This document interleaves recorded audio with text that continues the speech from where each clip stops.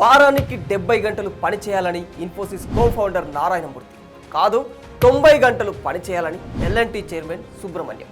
ఇలా ఒక్కొక్కరు ఒక్కొక్కలా నోటికొచ్చింది మాట్లాడిన మాటలు ఈ మధ్యకాలంలో పెను దుమారం రేపిన సంగతి మనందరికీ తెలిసిందే. ప్రస్తుతం పని గంటల అంశంపై ఆఫీసుల్లో కూడా విస్తృత స్థాయిలో చర్చలు నడుస్తూ ఉన్నాయి. ఆదివారాలు కూడా ఇంట్లో కూర్చోకుండా ఆఫీసులకు వచ్చి పని చేయాలంటూ పలువురు దిగ్గజ సంస్థలకు చెందిన అధినేతలు మాట్లాడిన మాటలకు ఉద్యోగులతో పాటు సాధారణ ప్రజలు కూడా మండిపడ్డారు. ఈ విషయంపై తోటి పారిశ్రామిక దిగ్గజాలు కూడా తప్పుపట్టారు. ఇన్ఫోసిస్ వ్యవస్థాపకులు నారాయణమూర్తి, ఎల్&టీ చైర్మన్ సుబ్రహ్మణ్యన్ పని గంటలపై మాట్లాడిన మాటలను తప్పుపడుతూ ఈ విషయంపై మహీంద్రా గ్రూప్ చైర్మన్ ఆనంద్ మహీంద్రా ఘాటుగా స్పందించారు. పని గంటల కన్నా పని నాణ్యత, ఉత్పాదకత ముఖ్యమని ఆయన చెప్పారు. మరో పారిశ్రామిక దిగ్గజం హర్ష గోయంకా కూడా పని గంటలు విజయానికి సూచిక కాదని చెప్పారు. Bajaj auto managing director Rajiv Bajaj కూడా ఈ విషయంపై మాట్లాడుతూ పని గంటలు ముందు పై స్థాయి నుంచి అమలు చేయాలని మండిపడ్డారు. ఎంతసేపు పని చేశామన్నది కాదు, నాణ్యత ఎంత బాగుందన్నదే ముఖ్యమని ఆయన చెప్పారు. అయితే రోజుకు 8 గంటల కంటే ఎక్కువసేపు పని చేస్తే ఏం జరుగుతుంది? దీనిపై నిపుణులు ఏం చెబుతున్నారు?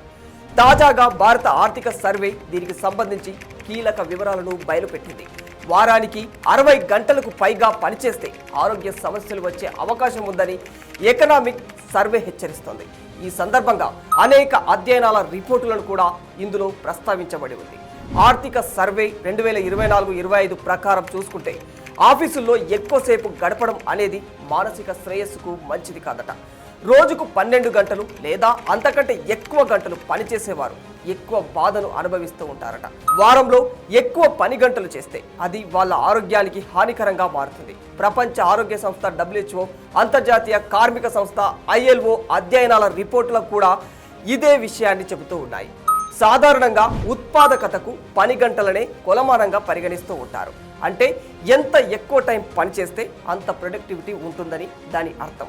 అయితే ప్రపంచ ఆరోగ్య సంస్థ WHO, ILO సంస్థల నివేదికల ప్రకారం వారానికి 55 నుంచి 60 గంటలు పని దాటితే సదరు ఉద్యోగి ఆరోగ్యంపై ప్రతికూల ప్రభావం పడుతుంది. మానసికంగా కుంగిపోయే ప్రమాదం ఉంది. ఎవరైతే ఆఫీసుల్లో 12 గంటలు అంతకంటే ఎక్కువ పని చేస్తారో వారి మానసిక పరిస్థితి సాధారణ టైం పనిచేసే వారికన్నా 100 పాయింట్లు తగ్గుతూ ఉంటుందట. అసలు ఎక్కువ టైం పని చేస్తే శరీరంలో కలిగే మార్పులేంటి? ఈ విషయంలో వైద్యులు ఏం చెబుతున్నారు? అయితే ప్రపంచ ఆరోగ్య సంస్థ సర్వే ప్రకారం వారంలో 55 గంటలకు మించి పని గనక చేస్తే గుండె జబ్బుల బారిన పడే అవకాశం ఉంటుందట. అలాగే పనిచేసే ఉద్యోగుల్లో 100లో 35 మంది స్ట్రోక్ బారిన పడే అవకాశం ఉంది. 100లో 17 మంది ప్రాణమే పోగొట్టుకునే అవకాశం ఉంది. విశ్రాంతి లేకుండా శరీరానికి పని చెప్పడం వల్ల జీరో రెస్ట్ వర్క్ నిద్రాహారాలను నిర్లక్ష్యం చేస్తుంది. ఫలితంగా మానసిక, శారీరక ఒత్తిడి పెరిగి నాడీ వ్యవస్థ దెబ్బతినడం, రక్తపోటు, గుండె జబ్బులు, డయాబెటీస్, జీర్ణ సమస్యలు లాంటి దీర్ఘకాలిక వ్యాధుల బారిన పడే ప్రమాదం ఉంటుంది.